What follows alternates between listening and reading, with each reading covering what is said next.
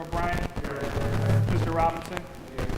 15 present. Thank you very much. On our agenda calls for us to the common council to receive the state of the city address from our mayor. So I ask that you would please receive our mayor, Mayor Kathy Sheehan, to deliver her first state of the city address.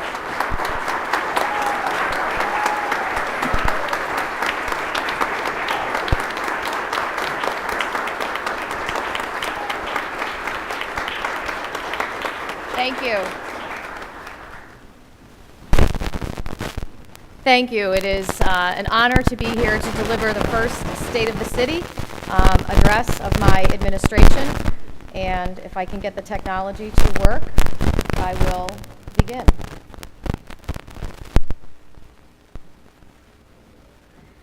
I've talked to my leadership team about what the mission of city government is, and for me, it's very simple. The only reason that we are here is to serve the city of Albany.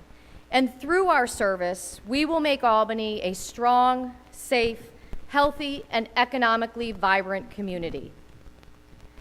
In order to deliver on that mission, I compiled a transition team to provide me with a report of recommendations that my administration should consider as we move forward.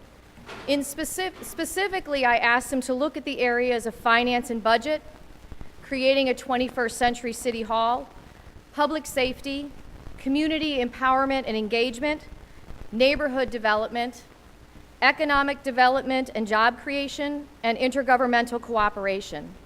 I want to thank Dr. Robert Jones, the Honorable Nancy Burton, Kevin O'Connor, and the Honorable Jack McEnany for leading the transition team, as well as the 22 co-chairs and more than 100 residents and stakeholders who worked diligently to provide me with recommendations for the administration to consider as we move forward. There were some universal themes in that report, including the need for a commitment to an equity agenda that includes linking our residents in underserved communities with jobs, delivering and creating a livable, walkable city, and adopting a customer service one-stop shop approach for navigating City Hall. There was also a call for encouraging small business development and entrepreneurship in our city, and a demand to make rules clear, apply them fairly and equitably and predictably. And there was also a call for undertaking a marketing campaign to tell the story of Albany. But I think that it is important, as I begin this administration, to understand where we are. 1 in 4 of our residents in this city lives in poverty. 70% of the children in our schools qualify for free or reduced price lunches. Our median income lags the state median income by 30%. Our high school graduation rate is 53%. We have more than 800 to 1,000 vacant and abandoned buildings. Our commercial property tax rate is 60% higher than our surrounding suburbs. And our commercial tax base since 2009 is down by over 13%. Our overall tax base has shrunk by 7%.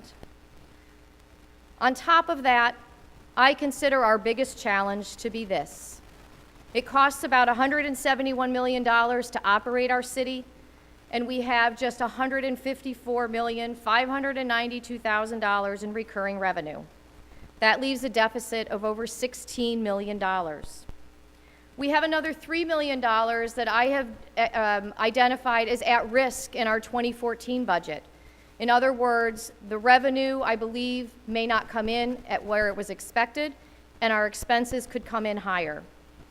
Our deficit that we will be starting the year with looks as though it's going to be higher than anticipated. We know already that we had an over $1 million shortfall in 2013 sales tax revenue. And at the end of 2014, our fund balance will effectively be zero. In other words, we will have less than $8 million in fund balance, and we will not be able to use that in order to fill the revenue gap that exists. When you look at the revenue gap, it's the fund balance that we are using this year of over $9.8 million, debt reserve of nearly $2.5 million, and we continue to borrow for our operating expense of pensions to the tune of $4.2 million. And when you look at our city tax rate, you can see that it far exceeds what is being paid in our surrounding communities. In fact, our city tax rate is significantly higher than just Guilderland and Bethlehem. Now, these numbers exclude the water and sewer districts in Guilderland and Bethlehem, but that's because we pay for water through our water bills, so I want to compare apples to apples. And when you add the total tax bill, which means the city tax, school taxes, library and county taxes, you can see that a business owner in the city of Albany is paying a tax rate that is 60% higher than Bethlehem or Guilderland. So what do? Well, we have to get excellent at understanding our costs and outstanding at finding alternative sources of revenue. We must embrace technology in every facet of our operations. We have to question every assumption. And as we do this work, it is important that we recognize that our greatest asset is our people. With respect to understanding our costs and finding revenue, our current structure for operating city government is no longer working. We need to be aggressive in understanding our cost structure, and we need to get excellent at developing a strong financial capability.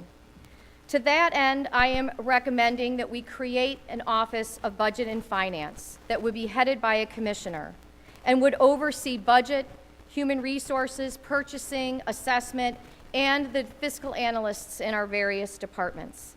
I believe that with this structure, we will be able to be far more responsive to this council in their questions about what it costs to run our city, that we will be far more responsive to our departments in giving them the information that they need in order to make good decisions, and that we will be able to put ourselves on a path to a sustainable budget.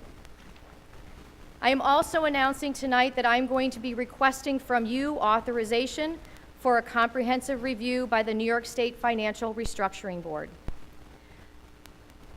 We are in a situation where I believe that we can only benefit from going to the restructuring board, asking them to look at our situation and provide us with recommendations.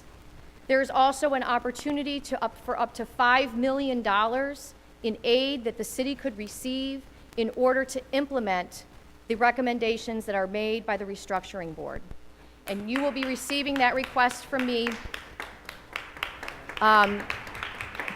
Thank you. The next thing that we must do is embrace technology. It will help us to increase productivity and improve customer service. We cannot afford business as usual. The transition team report recommended the creation of a citywide IT governance structure. And let me show you why that is needed. These are just some of the projects that our current IT department is working on. Many of these projects are mission critical to the city, both from a public safety standpoint and from the standpoint of being able to respond to the demands of our residents. Open Albany is an effort to provide our residents with crucial information that they need. For example, information regarding our payroll expenses.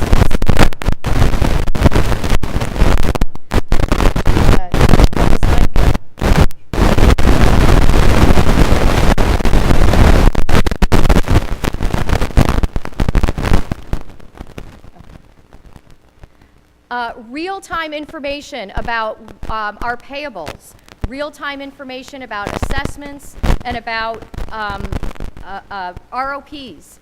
This is an exciting opportunity for us to launch the open type of government that our residents are looking for.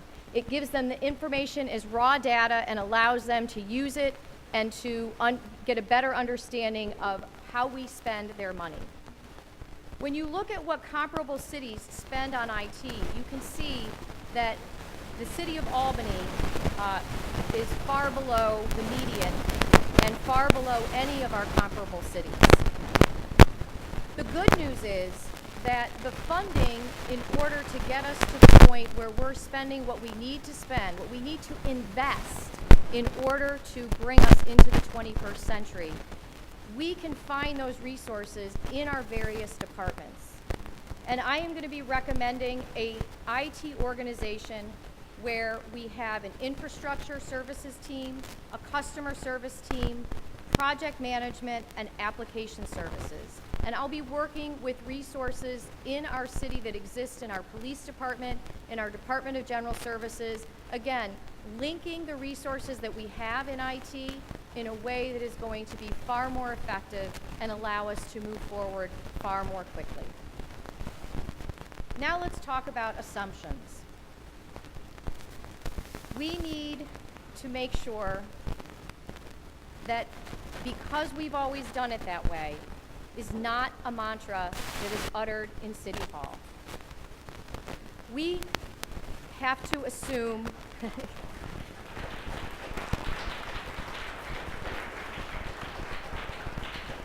we have to assume nothing. As of today, all open positions are under review. I am requiring that all department heads sign off and provide a justification for filling any new position. I have asked our department heads to look at those positions strategically to see if there is an opportunity to reorganize, if there's an opportunity to work with another department so that we can ensure that we have the resources, the human resources that we need to do the hard work that is ahead of us. All capital projects are under review. There will not be any capital project that is brought to this council for bonding that has not been reviewed and approved by my office. All programs are under review. We need to look at everything that we are doing, find places where we are overlapping, find places where other entities are delivering the same services, and look at every program and assumption around those programs. We are going to be prioritizing intermunicipal consolidation opportunities. In his State of the State address and in his budget address, the governor is insisting on this, and I'm pleased to report that I attended a meeting yesterday on this topic with our county executive and with the mayors and supervisors from Albany County. We understand the charge, we are taking it seriously, and we are making it a priority. All of our fee structures are under review. We have some fees that we are hearing from our residents and from our businesses far exceed what they're paying in other municipalities, but we have other fees that are below what is in other municipalities. We need to bring some rationalization to what we are charging for our services. And we also need to make sure that we are charging for services that we are providing when it is appropriate. We need to do a complete review of all tax-exempt property in this city. We have to ensure that every property that has a tax exemption is entitled to that exemption and is entitled to it for 100% of that property. If they're not, we need to get them on the tax rolls.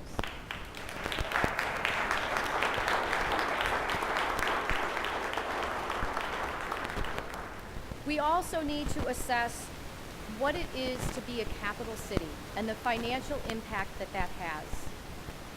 In the previous administration, a report was produced called Capital Punishment that outlined the challenges that we face as a capital city.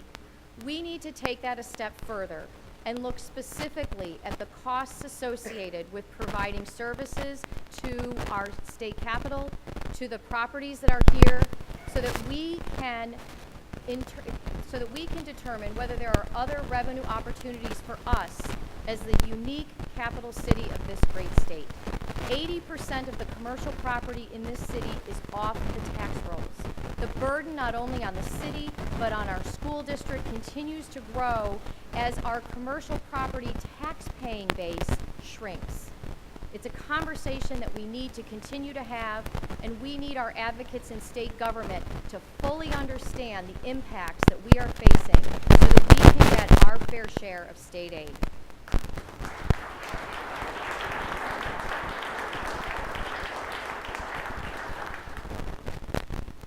And now our people. I truly mean it when I say that they are our greatest asset.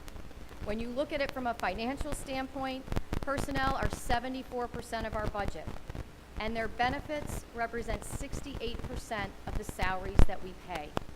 It is a significant investment that the residents and taxpayers of this city are making. And we have to make sure that we have the best trained, best prepared employees here serving our residents. I am recommending that we transition from a personnel department to a human resources department, where our Director of Human Resources oversees benefits, labor relations, civil service and organizational development, as well as EEO. We need to strengthen our training. We need to be better at deciding and determining how we are going to function, how we are going to staff our city, what we're going to require of our employees, and we owe it to them to provide them with the best tools available for them to do their jobs and serve the public.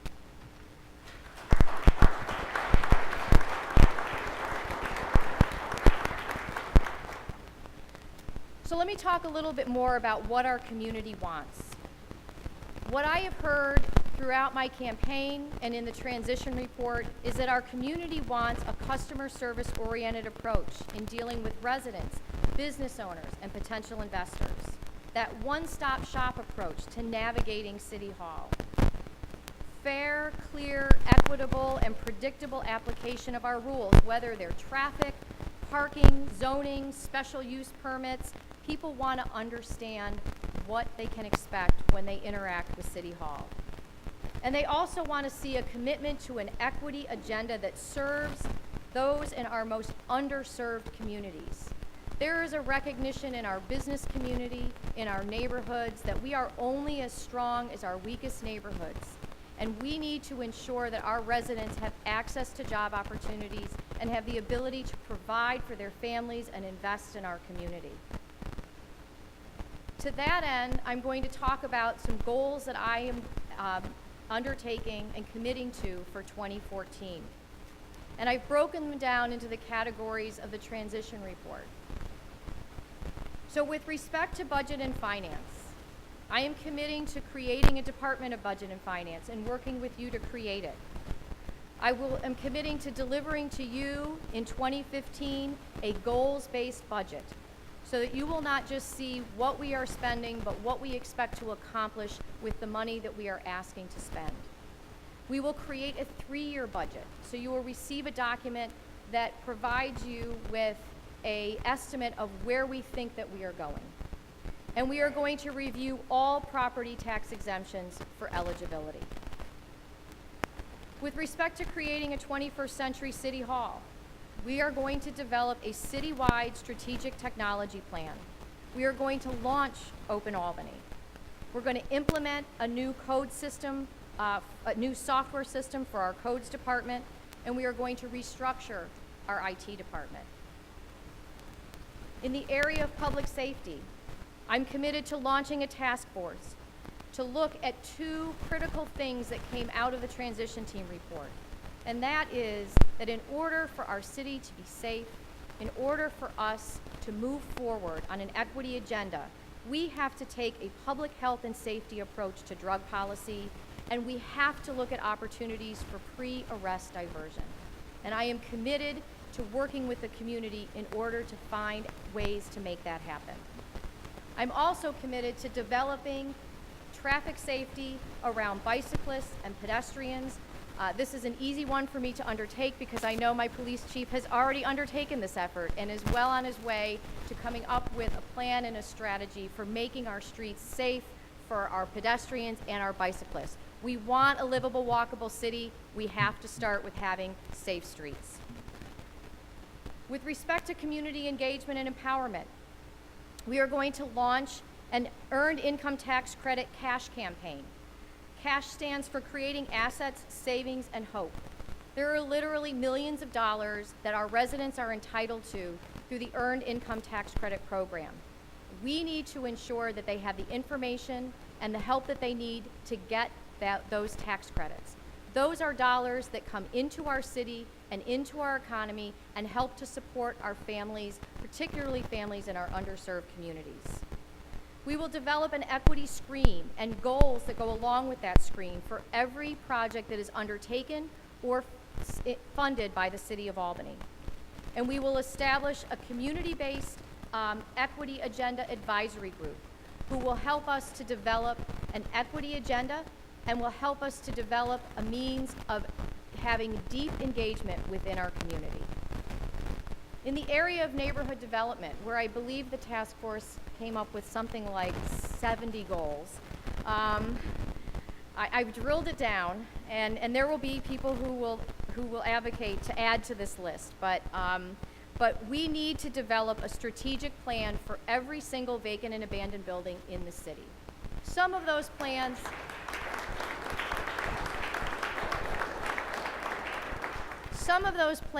might take years to implement. I'm not afraid of that. If we don't plan now, we never will get to our goal of ensuring that vacant and abandoned buildings get put back on the tax rolls and that we create strong, healthy communities. We cannot have strong, healthy communities when we have these magnets for trouble that detract from the quality of life in neighborhoods that we need to embrace and that we need to support. We are going to launch a rezoning initiative to comply with the 2030 plan. We received partial funding for it. We need to get it underway, and we need to go back to the drawing board and find grants and ways that we can pay for this. Without this rezoning effort, we will continue to have a vicious cycle of arguing over zoning in different neighborhoods. It's time for us to have comprehensive rezoning in the City of Albany. We are going to launch a one-stop shop initiative. We will do a small-scale test of this and then look to launch it citywide. There are a lot of moving parts in the City of Albany. Again, we have technology issues and barriers to us being able to implement this, but we will undertake a project and we will do one-stop shopping and get that initiative underway this year.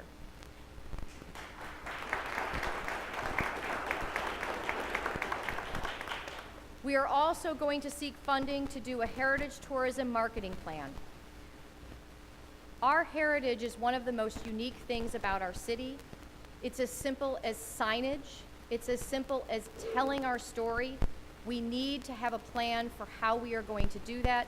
There is funding out there. There is funding available. The governor announced an initiative that is directly linked to what it is that we're trying to accomplish in the City of Albany, and we're going to undertake to get that money and get this plan underway.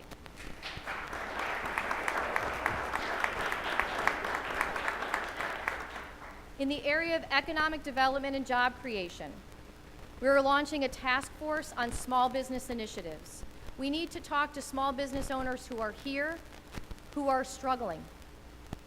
Now that our tax bills are out, I have had small business owners come to me and say, I can't pay the bill. We're ready to close up. We're ready to leave. What are you going to do to try to keep us here? What are you going to do to try to bring vitality back to our city? We need to engage our small business owners. We need to get creative, and we need to find ways to keep the small businesses that are here alive and attract new small businesses to our city.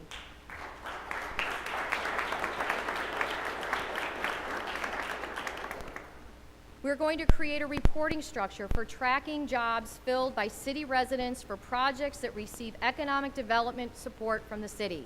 We talk about it, we've tried to do it, it is time to implement something, get it down on paper, get it in front of our developers, and make sure that they know that if we are going to provide them with incentives, we expect a report telling us how many residents of our city have been hired by your project.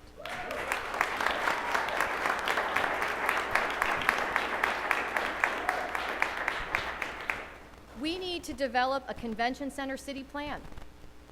The governor has announced that the convention center is moving forward.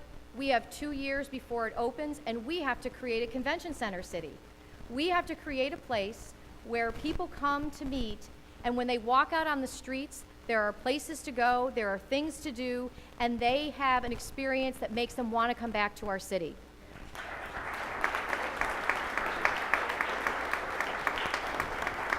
We can tap into our business improvement districts and our business community and our convention center and visitors bureau to create a plan so that we can make sure that we are ready for the future that is just around the corner. We also need to finalize and begin implementation of the Corning Preserve Master Plan. We are well underway to creating a plan. There are some big, far-fetched dreams in there, and there are those who think that we need to dream even bigger. Boulevarding 787.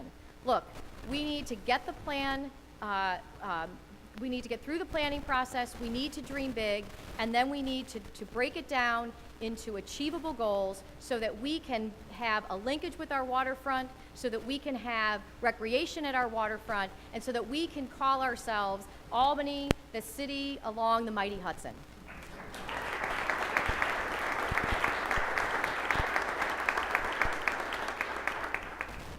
And with respect to intergovernmental cooperation, again, this is an initiative that the governor is insisting upon. We're going to launch a working team to identify and implement consolidation opportunities in Albany County.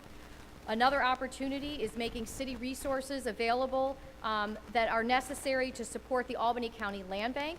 It appears that Albany County is poised to adopt a land bank, and we need to work with them in order to ensure that the city where most of the vacant and abandoned properties are, most of the properties are going to be in this land bank, have the resources that are necessary in order to get them back on the land, on the tax rolls, and into the hands of our residents.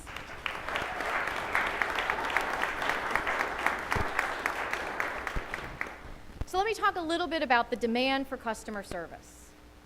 We're all familiar with, and my colleagues can't see this because they're covered over, so you're going to have to look at the screen. We're all familiar with Ernestine, the famous operator. Maybe I'm dating myself, but I thought she was hilarious. You know, anytime you called her, I mean, it was the worst customer service you could possibly receive. But we have, you know, examples of phenomenal companies. Amazon for the last 4 years has been recognized as a company with excellent customer service. But we have businesses in the city of Albany that are also recognized for their excellent customer service. And we need to add City Hall to that picture.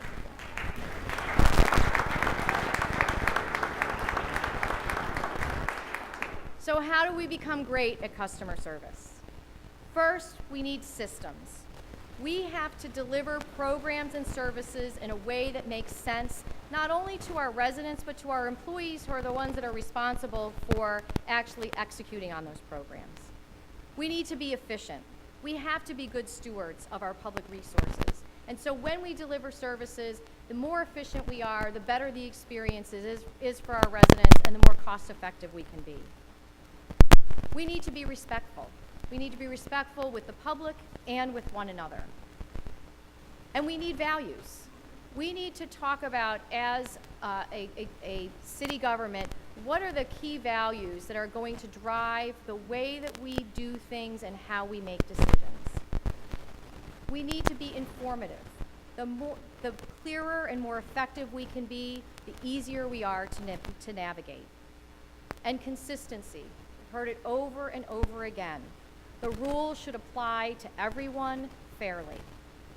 And then excellence. We have to strive to have excellence as the goal for everything that we do. Effective on January 10th, every phone in the city started being answered this way. Thank you for calling, fill in the department. This is, fill in the first name. How can I help you?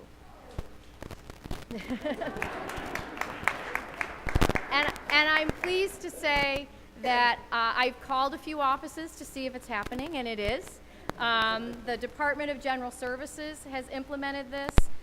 My office has implemented it. It's been implemented across the city, and it just, to me, is a way of saying we are open for business. You have reached a department, you have reached a person, and we want to help you. And all of that is going to help us to unleash our potential. I've given you a lot of stark news tonight. because we have a number of challenges ahead of us. But we also have tremendous potential. We have a $63 million convention center that is going to start construction in June. That is going to create hundreds of construction jobs and hundreds of permanent jobs, up to potentially 1,000 spin-off jobs associated with just that project. The DeWitt Clinton is going to undergo a $47 million renovation, creating 200 construction jobs and I believe roughly 180 permanent jobs. Wellington Row is undergoing a $15.6 million rehabilitation. That is going to create another 142 construction jobs as well as permanent jobs. We have approximately 168 new residential units that are underway right now or in the pipeline, and the potential for potentially 200 more over the course of the year. The Park South redevelopment plan is underway, it is under review, but that is another project that will create hundreds of jobs and hundreds of new residents in our city. The Capitol South Campus Center is opening this June. It is going to provide residents in our most economically challenged neighborhoods with the opportunity to get the college education that they need to fill the jobs of the 21st century. The Downtown Tactical Plan is also underway, and that is going to provide us with a tool to make smart decisions about how we invest our resources going forward and how we revitalize our downtown. The Corning Preserve Master Plan is a plan that I encourage all of you to go onto our website, look at it, provide us with feedback, but it's an exciting opportunity for us to realize the full potential of our waterfront. And the Albany Promise. The Albany Promise is an effort on the part of our government, our business communities, our institutions of higher education, and our school district to work collectively to start to have a positive impact on the educational outcomes in our city. We cannot be a strong city when only 53% of our kids graduate from high school in 4 years. We cannot be a strong city if we do not recognize that it is our job to work collectively to ensure that every child in our city gets a quality education and graduates from high school ready for college or ready for a career. It's not just the school district's job, it's our job.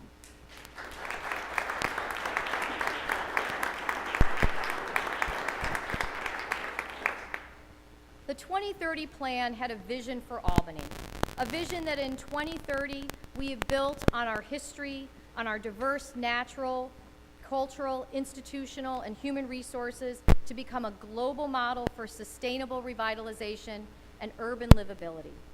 The city promotes a balanced approach to economic opportunity, social equity, and environmental quality that is locally driven, encourages citizen involvement and investment, and encourages citizen involvement and investment and benefits all residents. I believe that with the goals that I have laid out for you today, and with the financial path that we need to put ourselves on, that we are well on our way to accomplishing the vision of the 2030 plan. And with your help, we will proceed. I want to conclude by talking about what makes our city unique and different from any other place in the world. The Albany that those of us who live here love. It is a place originally inhabited by the Algonquin Indians, claimed by Henry Hudson for the Dutch in 1609, and the second longest continuously chartered city in the nation. This beautiful building that we are in is our third city hall. It was designed by H.H. Richardson and completed in 1883. Our first city hall was erected possibly as early as 1635 on the site where the beautiful D&H building, the SUNY headquarters, now sits. And it was in that city hall in 1754 that Benjamin Franklin proposed the Albany Plan of Union during a meeting of the colonies called the Albany Congress.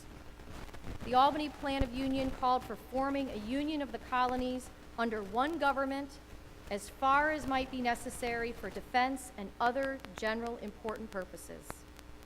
It was a plan so radical that the nation was not ready for it. But a seed was sown. It was planted here in Albany It took root, and more than 20 years later, the Albany Plan of Union became the inspirational blueprint for our country's first constitution, the Articles of Confederation. And that is just one chapter in our city's storied history. This is a very special place. And in placing myself at the service of this city as its 75th mayor, I embrace the spirit of the Albany Plan of Union, a spirit of vision, of hope, and tenacity. Thank you.